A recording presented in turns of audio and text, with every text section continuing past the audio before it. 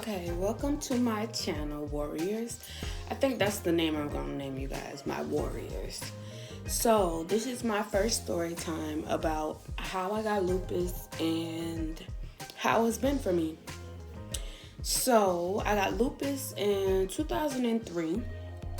We were living in Japan at the time, and I was an active child. I played outside, loved sports, loved to do everything that you can name of.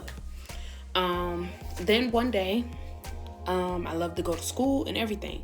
Then one day, I woke up, I wasn't feeling good, didn't want to go to school, didn't want to do anything. So my mom then eventually started taking me to the doctor. I didn't want to eat. I didn't want to go to school. I didn't want to go outside. I was throwing up. I had fevers. I had rashes in my face and everything. And it came out to be the fact that when we went to the hospital, the doctor could not figure out what was going on. He had a suspicion that it could be lupus, but nobody ever heard of it. So they took lupus as a foreign thing, like somebody who had AIDS or some contagious, disease, not knowing that it's not contagious, the kind of lupus I have. I have the kind of lupus where my body fights against itself and I have no immune system. So my immune system is like as small as a newborn baby. So anything that I catch, it takes longer for me to get rid of, or anything as far as like a cold or flu symptoms and stuff, or sometimes my body can't fight it. So 2003, the doctors in Japan actually told me they would have to send me to Hawaii because Japan at the time didn't have no big hospital, and I was going to the military base because my father was in the military at the time. And so I ended up getting transferred to Hawaii. And when I got to Hawaii, the doctor that I met was named Dr. Person. He was an amazing doctor. I was actually a size 0. I was skinny, probably skinny as his pins, very skinny. And they knew something was going on. My nutrition level was off. I was always cold. I never wanted to eat, never had the energy, cried about everything, just didn't want to do anything, didn't have the energy. All I wanted to do is sleep. I didn't care about eating. So then Dr. Person told me that, yes, he did finalize it and say, yes, I did have lupus, and that my body was fighting against itself, and that's why I have no energy, want to sleep, very different emotions, and cold, flu-like symptoms. So he ran some tests, and he tried to figure out how he could get me back to the way I was. Come to find out that I actually had to get on prednisone. A lot of people may not know what prednisone is, but it is a steroid that actually compresses all of the symptoms in your body that is not getting fought out. It kind of keeps it under control and doesn't make anything worse. If anything, it makes it better. So got diagnosed with lupus, and probably about a couple days later, he put me on prednisone, and I was eating, I was sleeping, I was energized again. Still was cold, still had the lupus rash, certain things. And when that happened, mentally, I was like so hurt, and I was so confused as a child, and I couldn't understand why I couldn't do this and couldn't do that with others or just my friends.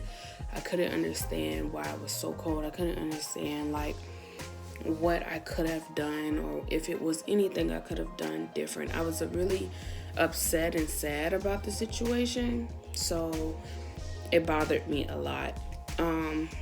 So once I got diagnosed, probably a couple weeks later, I ended up gaining my weight back, getting a little more energy, actually wanting to eat and everything. My favorite food at the time was a cheeseburger. I had to have a burger. I don't care what day it was. I had to have a burger every day.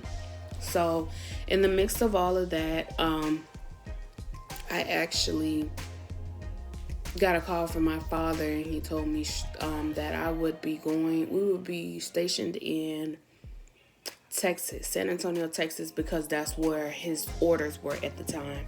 And found a hospital, found a place, everything. I actually went to a military base where my doctor was named Dr. Rowe. Amazing woman. Very straightforward, very loving, but also never sugarcoated anything when it came to my sickness. So when I got there, she told me straight up, she was like, I know this is your mom, and I know this is your dad, and I know this is your sister, but you have lupus. And in the mix of that, I need you to know that your sickness is your sickness, nobody else. You take your medicine, you take care of yourself, and you always remember whose sickness it is and whose life is more important. And I always took that with me in my head, at school, at home, education, everything. I always replayed that in my head to know that I have lupus, but I can do so much with my lupus, or I can do so much having lupus. My biggest problem was I couldn't do what I wanted to do. But I knew at this time, I felt like my life was over. I felt like I wasn't going to find friends. I felt like I was going to get picked on because my weight would fluctuate and it would go up and down, up and down, up and down. And so the times that I did gain a whole lot of weight, I was very insecure and I got picked on and I got bullied. But I always remember that, these kids don't understand what lupus is. These kids don't know me. And I didn't want to explain or even tell anybody about lupus because I felt like I was going to be judged, or the kids were going to pick on me about that and be like, oh, I don't want to be like her. Oh, she got this, not knowing what it was. So for the longest, I kept my lupus inside of me. I never really talked to anybody about it. The people that I notified the most was my doctors and, my principal, the adults that were in my life. But as far as like friends and stuff, I never told them. They would always say, you never at school, or why you not at school? And I just didn't know how I would be judged in that situation. So I would never explain it. I would never say anything about it. I would always say, oh, I just gotta go to the doctor. I gotta get checked out, whatever. And it got to the point where I could not explain it without being emotional or crying about it, because I felt like I already was getting judged by my weight, and I was already getting judged on how I dressed or how mentally I couldn't do things that kids could do. I did have one best friend, and she's still my best friend, except we're just in different spots. I'm in South Carolina now, and she's in, she's in Texas. And I could say one year I was in high school, and I had got really sick, and I didn't really tell my classmates or friends what was going on with me. At the time, I was having a very bad flare-up. I ended up being in the hospital from Thanksgiving to Christmas Eve, and I got released on Christmas Eve day. I was in Texas, and my doctor told me that my kidneys were shutting down and that my lupus is flaring up, and there is nothing else that I could do at home, that I would have to stay here in the hospital.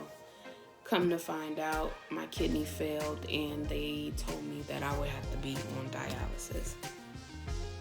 The day before Thanksgiving, that probably was the worst thing in my life, the worst feeling. Just the doctor coming in, telling you what dialysis is, and then telling you, we're gonna have to put it in your neck.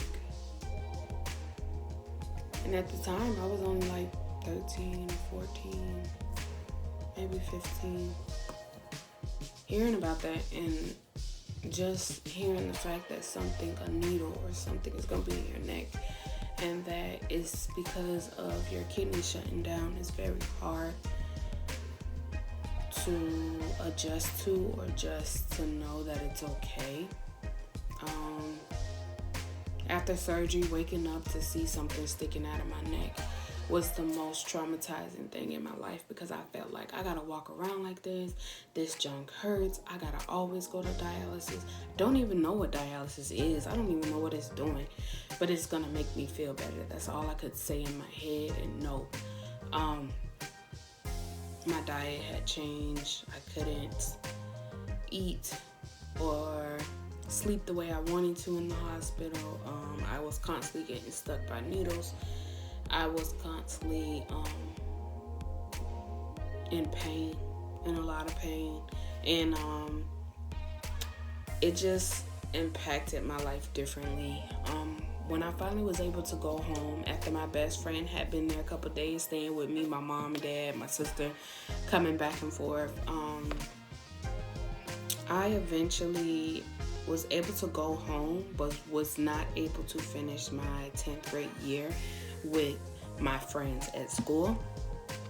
I ended up being homeschooled for a couple months, and then I would tell my dad, like, I just want to finish my 9th grade year to the beginning of my 10th grade year with my friends, everything. It took a while for me to get back to just being small and being secure with my body, or just being a little happy, because even though I was at the hospital, I still had to go home. I had to work out. I had to get back on my nutrition level. I had to take shots in my arm. I had to adjust to my new body at a young age. And it was very hard. It was very hard for me, because I just didn't know what my life would look like, or if I would even be able to lose the weight I wanted to at the time. So my dad actually got orders back to South Carolina to retire. When he retired, my lupus was doing good. It was doing fine. It was all right. So I finished my 10th, 11th, and 12th year in where my location is now, and at the school called Somerville High School. And it was very hard to be a new student and not know anybody at a new location. I just knew my family was 2 hours away, and I could always go see them, and I could always, enjoy them. But my parents did not play about no school. They did not play about my education. And I definitely didn't play about me just being freely during the school year, because of the simple fact that my education to them was very important. My education was important to me. And on top of that, knowing that I was going back and forth to the hospital, I had to keep up with my schoolwork, which was not easy at all. My grades would fluctuate. My grades would go up. Sometimes my grades would go down. It started to get hard to focus. It was hard to even have the energy or even the umph to want to be in school or want to go to school. But I knew I wanted to graduate. So we got here, and I started going to school, started doing good, and then I graduated, and I just felt like I did it. I finally did it. Whether I graduated with A's and B's or graduated with a D, I was just happy and proud of myself to make it having lupus. You are constantly in pain. You are constantly in and out the hospital. You are constantly in bed. You're constantly tired. Like, lupus is a big impact on your life. So I graduated, and I told my dad and my mom straight up, I was just like, I'm not going to college, but I am going to go to Job Corps. And at the time, my lupus was under control, so I was able to leave, but I couldn't go to the doctor, and I couldn't constantly be in and out of Job Corps for my health. So it was take your medication every day and make sure you be light on anything you do. I went to Job Corps for facility maintenance, and I had a blast educating myself on what to do and what I could do. I was proud of myself. I was able to have the energy for those 9 months that I was at Job Corps, and I actually graduated with 3 certifications, which was scaffold, forklift, and Ocean 10. And I felt like I accomplished something else, not just my diploma, but those three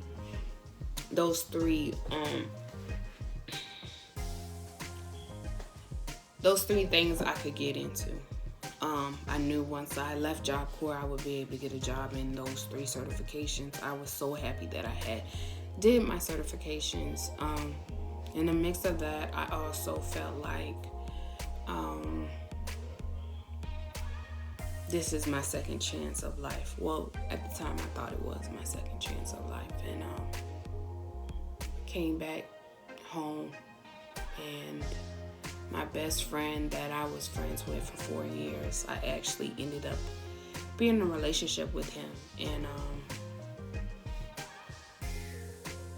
I got pregnant. And if you want to know more about that story, please like, comment, share, subscribe.